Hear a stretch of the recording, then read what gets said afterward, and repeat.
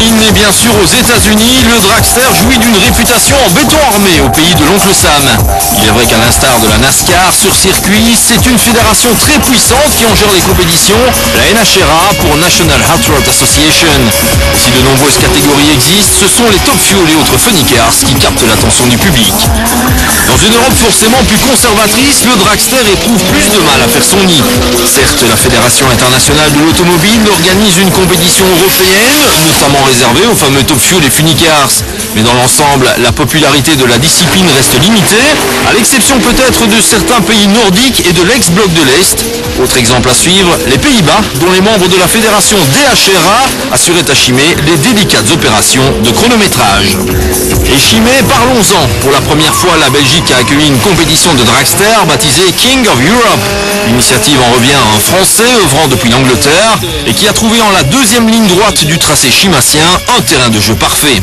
Résultat, une première rencontre était mise sur pied, rassemblant des catégories qui n'ont pas encore suscité une attention particulière auprès de la FIA. On a 4 catégories qui sont présentes. On a d'abord la catégorie street, qui est la catégorie des véhicules qui sont le plus proches d'origine, je dirais qui sont les moins rapides. Ensuite, on a 3 grosses catégories qui sont les super street traction, les super street propulsion et les super street 4 motrices. On a des engins qui vont à plus de 1400 chevaux. Pour faire bref, le dragster, c'est l'art et la manière de rassembler des bolides puissants, voire très puissants, pour des duels d'accélération sur une distance légendaire de 400 mètres. Ce qui signifie qu'une ligne droite de plus de 2 km est nécessaire pour d'évidentes raisons de sécurité. Et quelle que soit la catégorie, tout commence toujours par l'exercice aussi spectaculaire que bruyant de la mise à température des pneus, en d'autres termes, le burn.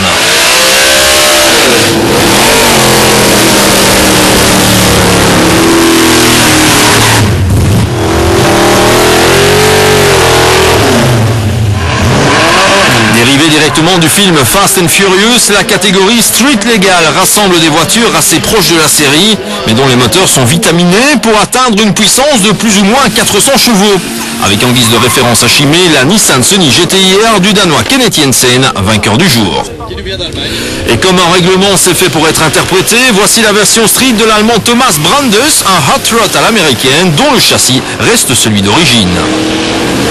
Nettement plus intéressant, les Super Streets permettent des modifications plus radicales. Cette fois, on flirte avec les 800 chevaux qui deviennent très délirants lorsqu'ils sont transmis par les roues arrière. Pontiac, Dodge, Chevy, Chrysler, Ford, AMC, les constructeurs américains sont les mieux représentés, une sorte d'hommage aux States, patrie du drag racing.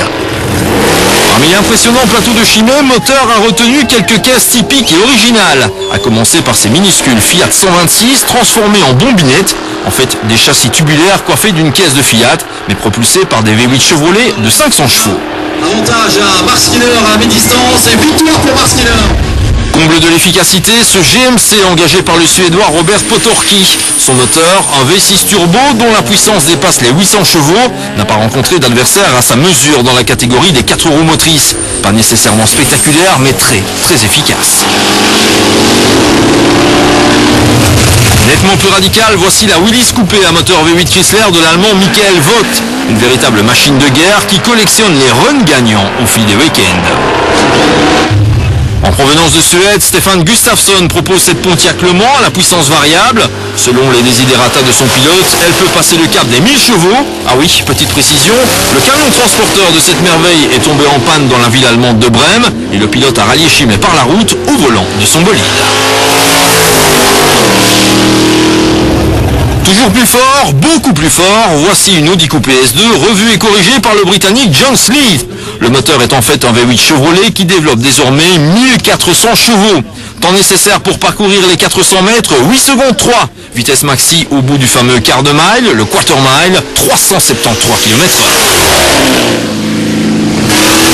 Quant au grand vainqueur de ce premier week-end de folie en Belgique, le voici. Il s'appelle Ian Hook, britannique de son état, et sa machine est une Ford Replica 1934 coupée, montée sur châssis Austin et propulsée par un V8 Ford de 850 chevaux. Un cocktail à couper le souffle qui a valu à son pilote le titre de premier King of Europe. 6000 chevaux, encore faut-il faire passer ça au sol. Ah oui, le meilleur, on l'a forcément gardé pour la fin. Ça, c'est le Top Fuel de l'animateur français Vincent Perrault et de son camarade de jeu Bob Feeder. Évoluant bien sûr hors concours, il est modestement propulsé par un moteur d'avion F5 à réaction qui avoue une coquette puissance de 6000 chevaux. Et à Chimay, cela s'est traduit par une vitesse de 500 km/h au bout des 400 mètres de ligne droite. Définitivement sympa, le dragster. Et voilà, terminé pour cette émission tout en confort.